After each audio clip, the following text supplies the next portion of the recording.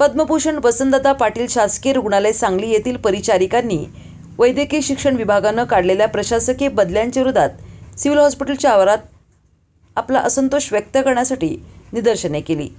शासनानं काढलेला आदेश तात्काळ रद्द करावा आणि प्रशासकीय बदल्यांऐवजी विनंती बदल्यांना प्राधान्य द्यावे अशी मागणी यावेळी करण्यात आली, अशी माहिती फेडरेशनच्या अध्यक्षा शोभा मोहिते आणि विजय पाटील यांनी एका प्रसिद्धी पत्रिकाद्वारे दिली।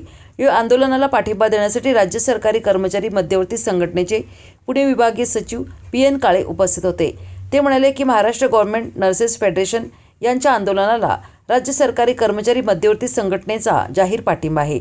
वैद्यकीय शिक्षण विभागानं काढलेला आदेश हा तात्काळ रद्द झाला पाहिजे, कारण परिचारिका संवर्गाला शिफ्टमध्ये ड्युटी असते। रुग्णसेवेव्यतिरिक्त त्यांच्याकडे कोणतीही प्रशासकीय अथवा आर्थिक जबाबदारी नसते। तसेच त्यांच्यावर असलेली कुटुंबाची जबाबदारी, मुलांचे शिक्षण, आईवडिलांचे संगोपन या आणि इतर जबाबदाऱ्या लक्षात घेता परिचारिका संवर्गाला वगळून शासनाने बदल्या कराव्यात, असे श्री काळे म्हणाले।